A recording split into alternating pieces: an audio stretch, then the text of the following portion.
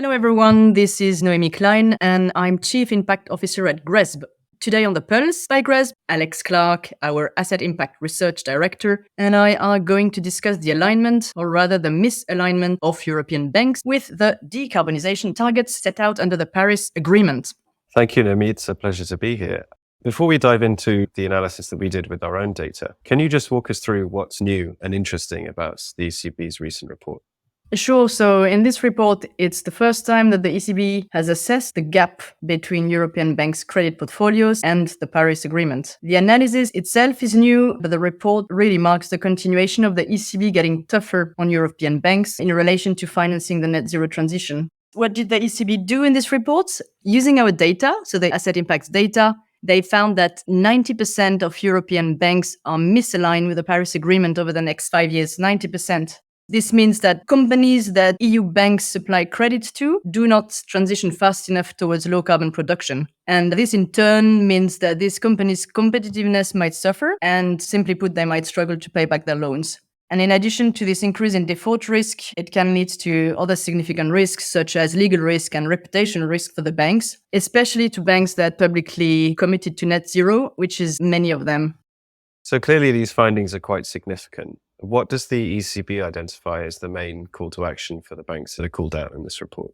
So the ECB is calling on the banks to manage the transition risk they face, just as they do for any other material risk.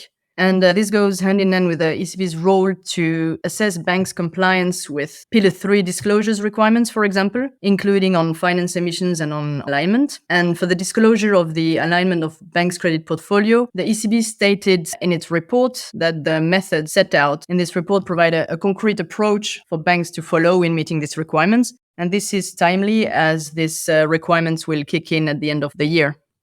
So just finally, before we move into the analysis that we did on our end, what would you say are the biggest challenges that banks in the EU face in addressing the recommendations of the report?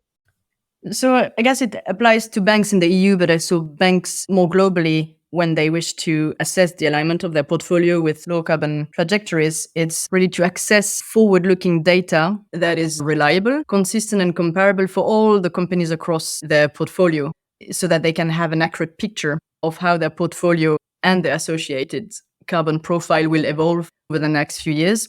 And at the moment, it's hard for the banks to know where they stand. It's not new, but it comes up time and time again. And the way the ECB decided to address this issue when they looked at the bank they supervise in the EU is to use asset impacts forward-looking bottom-up production-based data. So that's a lot of words, but we'll look into what that means, combined with the PACTA alignment methodology, which is managed by the think tank RMI. And they use the data and this methodology to compare the projected production of the companies in the portfolio over the next 5 years, or the emissions intensity, depending on the sectors that is being assessed, and the required rate of change to meet climate objectives. And our data is well suited for that because it's bottom up and it uses asset level capex plans as opposed to top down companies' self-reported plans or ambition. And the ECB deemed this data to help prevent greenwashing, as we only include capex plans backed by strong and published evidence. And we do this work for each and every physical assets of the companies in the portfolio of the banks. Of course, the assets that we include in our database. As you said before, our data can be used for a lot of use cases. And today you're going to walk us through an analysis that we did for the power generation sector in the EU. And this is one of the many analyses that we can do with our data. So my turn to ask you some questions. And first, for you to tell us what you did with our data in this new analysis. Thank you very much, Noemie, for the overview of the ECB report.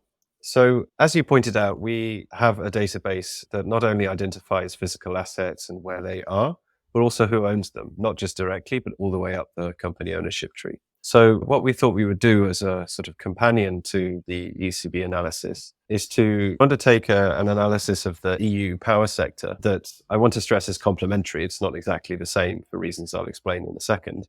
That helps us take a closer look at what power generation and emissions trajectories in particular within the EU look like. So the scope of the analysis that I'll describe is power plants that are physically located in the 27 countries of the EU. Most of these are owned by EU domiciled companies, but not all of them. We do include some companies that hold shares in EU assets that are not based within the EU. We look at generations and emissions separately. And whenever I'm talking about a company in the next few minutes, I'll be talking about the company right at the top of the corporate ownership tree.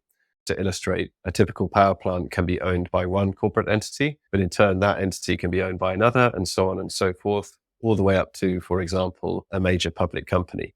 Whenever I'm talking about the portfolio of assets owned by a company, I'm talking about not just those it owns directly, but all of the assets it owns through its subsidiaries and its affiliates as well.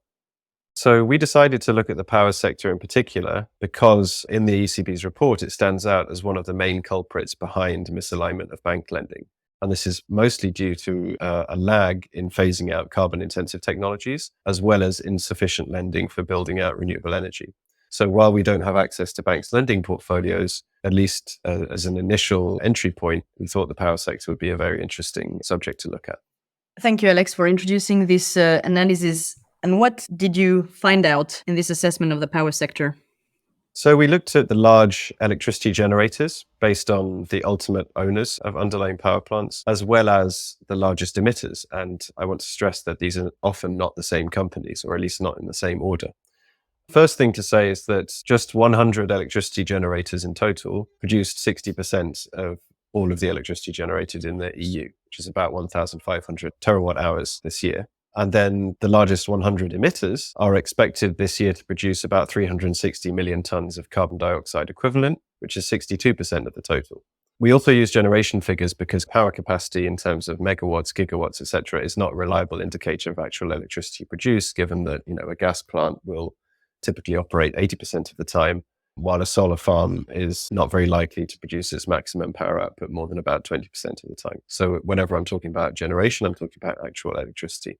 And in our analysis, we looked at this year, 2024, but we also track how things change between now and the end of this decade. As I think you mentioned earlier, Noemie, our database is designed to be forward-looking and conservative as well, such that if the company has said it will build certain renewable energy plants, we won't consider those as worthy of inclusion in our data set until we have a clear start date for the operations of that plant, which typically happens after the close of financing and several other major steps have been taken. I'd say some of the higher level findings that we've got are that power generation assets that are physically located within the 27 countries of the EU will generate in total just under 600 million tons of carbon dioxide in direct emissions, so Scope 1 emissions only this year, and that this falls by about a third to 400 million tons in 2030, which actually matches external estimates by the non-profit EMBA, as well as being consistent with the projections of the International Energy Agency from a couple of years ago. And the average emissions intensity that we find across power assets in Europe is about 230 grams a kilowatt hour, which again compares to EMBA's estimate of 240 from last year. And given this emissions are already on a downward trend, that suggests our data is remarkably close to published external figures. When we're looking at geographic concentration, about a third of the emissions from power plants in the EU are attributed to companies that are based in just 4 large countries: Germany, Italy, Poland, and France. Although these countries do constitute about half of the EU population. So that does suggest that companies based in those countries do actually produce cleaner electricity per capita than the EU as a whole. And then when you add companies based in Spain, Czechia, the US, the UK, and Bulgaria, you're now looking at half of all emissions. So it's relatively concentrated. And what we can also say from our data is that at least 2/3 of EU emissions are linked to companies based in Europe, and potentially quite a lot more than that. And the only reason I say that is because we have a fairly large share of renewable capacity that's tagged as unknown. And while we, of course, don't know exactly who owns this capacity, it's very likely to be small-scale distributed rooftop solar, for example, that at scale is quite a large contributor, but doesn't have corporate owners per se. Sticking with this top 20 for a moment, what can you tell us about where they're generating their electricity from? Well, unsurprisingly, nearly all of those governments in the top 20 generate most of their electricity in 2024, at least, from low carbon sources. And I say this is unsurprising because particularly the large sources of zero or low carbon electricity, such as hydroelectricity and nuclear, are very capital intensive and very often need government support or intervention or ownership to be viable in the first place. And so it is with the portfolios owned by the governments of France, of Sweden, Finland, Czechia, Bulgaria, Romania, and so on and so forth. There are a couple of exceptions, though, which are much more carbon intensive in terms of the government-owned portfolios, and these are Poland, which is about 80% coal at the moment. Germany, which is about a third coal and half gas. And perhaps surprisingly, Ireland, which is a fifth coal and about half gas as well. And one of the other interesting findings, and one that's a little bit worrying, is that renewable power, and what I mean by that is mostly solar and wind, is only a major contributor to the generation portfolios owned by the governments of Sweden, Denmark, and Ireland, and also the Chinese government, which does own power generating assets within the EU as well. But one of the key distinctions that is important to make, and that our data shows very clearly, is that the largest generators are not necessarily the largest emitters. So in the case of the government of France, the major entity that actually owns all of the power assets is Électricité de France, EDF, which has an enormous nuclear fleet, but a carbon intensity of only about 50 grams per kilowatt hour, which is less than a quarter of the EU average, owing to the centrality of nuclear in its operations. Whereas in Poland, the state-owned enterprise PGE has a coal-heavy fleet, which averages closer to 4 times the average at almost 1 kilogram per kilowatt hour generated. And there are other firms which kind of lie between those two extremes, but this just illustrates that you do see a huge amount of variation just within this small sample way at the top. You've made clear how central governments have a key participation in the European power sector. And do you see any private actor that is also playing an important role? Well, actually, yes. So among the top 20 emitters that don't feature among the largest generators, we actually found 2 large private equity firms, which are PPF Investments, based in the UK, and Riverstone Holdings, which is based in the US. And when you dig down into the asset level data, you see that both of these firms own power plant fleets with emissions intensities that actually exceed a kilogram per kilowatt hour.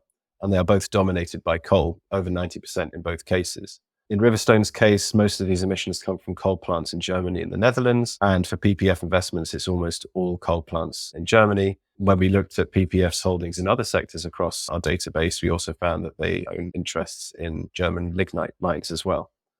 How do you see this picture changing from now to 2030? So when we look at the evolution of the EU power sector over the next 6 years, we see that generation increases by about 3%, which makes sense. It's there to meet increasing demand. But at the same time, average emissions intensity falls from about 230 grams per kilowatt hour this year to about 150 in 2030. And at the same time, we see a third less absolute emissions per year. And if you look at the technologies underlying this, coal generation declines by almost 60%, with the total EU fleet falling from about 95 gigawatts at present to 40 gigawatts. And then gas generation remains roughly the same. And unsurprisingly, renewable generation increases by almost 50%. These sound like exciting and positive figures, but as the ECB's report underlines and an analysis elsewhere really backs up, this is nowhere near enough. Several independent sources have said that the EU must phase out coal entirely by 2030, not simply reduce it by just over half, and to fully decarbonize its electricity sector by the middle of the 2030s. Based on the data that we've got, we're making progress in the right direction, but it's clearly nowhere fast enough, which is reflected in the ECB's own analysis.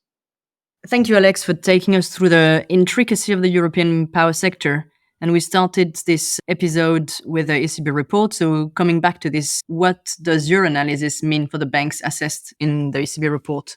I think it's clear from our analysis, which is consistent with the ECB's own findings, that there is still a significant degree of misalignment between where the power sector is heading and where it needs to be heading. And since banks are a major enabler of new financing, of refinancing of existing assets through their lending portfolios, not only do they have exposure to this misalignment, but they also have a significant task ahead of them in enabling the decarbonization of the power sector. Something that our analysis has highlighted is the role of governments, and that's not something that typically makes its way into popular discourse. And that certainly introduces some additional complications because lending to governments is quite different from lending to individual companies. But having said that, one of the difficulties that banks have faced to date, and they still face now, is that it's very, very difficult to get hold of the detailed asset-based data that you need to understand what your exposures are as a lender, even before they're in a position to start managing them appropriately and making sure that they are aligned with the climate policy requirements of the EU. So I think, if anything, this analysis makes even more clear how important it is to be able to access asset-based, internally consistent, forward-looking, and most importantly, transparent data if you're a bank trying to figure out how to decarbonize your lending portfolio. And with that, that's about all the time we have for today's episode of The Pulse. Thank you, Alex, for taking the time to join me and sharing your expertise about the ECB report and the misalignment of banks with low carbon trajectories.